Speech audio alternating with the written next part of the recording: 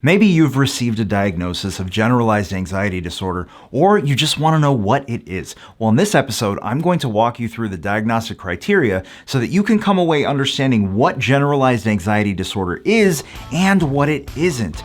And be sure to stick around until the end as I'll share some insight into how lifestyle choices can positively impact mental health and some words of encouragement. This is the Dr. K Show. I'm Dr. Karthik Ramanan. I help ambitious individuals end self-criticism with tools and strategies to create optimal everyday mental health. So if you're new here and you need to silence that negative voice in your head, get out of your own way, and live the potential that you know you have, I am here for you. I encourage you to hit that subscribe button right now. Let's first define generalized anxiety disorder by its diagnostic criteria. A. Excessive anxiety and worry, apprehensive expectation, occurring more days than not for at least 6 months about a number of events or activities, such as work or school performance. Let's break that down. The term excessive in relation to anxiety and worry is subjective and certainly depends on life circumstances. But excessive is in comparison to what would be considered a normal response to those circumstances. This pattern must go on for 6 months or more, for more than half the days in that time period. And finally, the excessive anxiety or worry has to affect more than one activity. B, the individual finds it difficult to control the worry. Pretty straightforward. Now here's where it gets more detailed. The anxiety and worry are associated with 3 or more of the following 6 symptoms, with at least some symptoms having been present for more days than not for the past 6 months. Number 1, restlessness or feeling keyed up or on edge. 2, being easily fatigued. 3, difficulty concentrating or mind going blank. 4, irritability.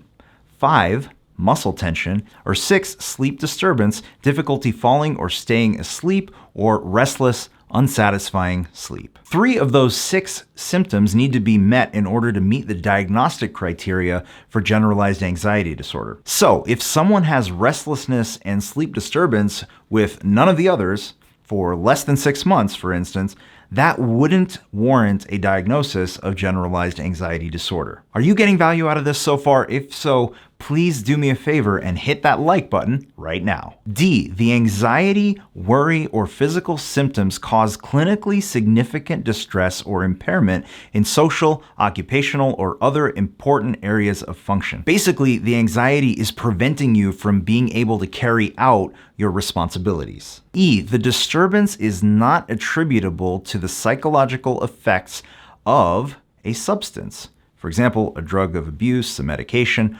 or another medical condition like hyperthyroidism. This is a very important criterion. If the anxiety is a result of another medical condition, even if all the other factors are met, it's not generalized anxiety disorder. This is why it's very helpful to see a naturopathic physician or a functional medicine doctor to get a comprehensive look at all your body systems to see if there's something else going on. F, the disturbance is not better explained by another mental disorder. Also self-explanatory. So there you have it, generalized anxiety disorder. Does this mean that if you don't qualify for generalized anxiety disorder, that your anxiety is all in your head? No, not at all. If you're dealing with anxiety, you're dealing with anxiety. The diagnostic criteria is just a framework for clinicians and insurance companies to be able to put a definition on a set of symptoms. You are not your symptoms, and I want you to always remember that.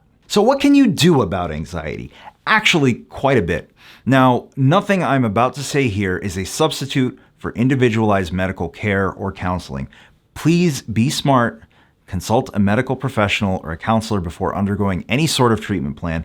This is just for your information. Studies are coming out showing a link between diet, the gut microbiome, which are helpful and harmful bacteria that live in your gut depending on the types of foods you eat, exercise and other lifestyle factors, and your mental health. Your gut microbiome is responsible for up to 90% of the neurotransmitters produced in your body, so it makes sense that we'll want to treat them by feeding them their optimal fuel, which is high fiber whole plants. And exercise and keeping the body in motion makes a huge difference as well. I linked to a few other videos that I've done in the description that I think you'll find fascinating and helpful as it relates to nutrition, exercise, and anxiety. If you've followed me for a while, you know that I talk about my 5 pillars of everyday mental health: your psychology, relationships, nutrition, sleep, and exercise. Optimizing those lifestyle choices goes a long way towards building the mental health that you deserve. And whatever you've received as a diagnosis, whether it's generalized anxiety disorder, or if you're dealing with anxiety in general, just remember, you are not broken. There is always hope.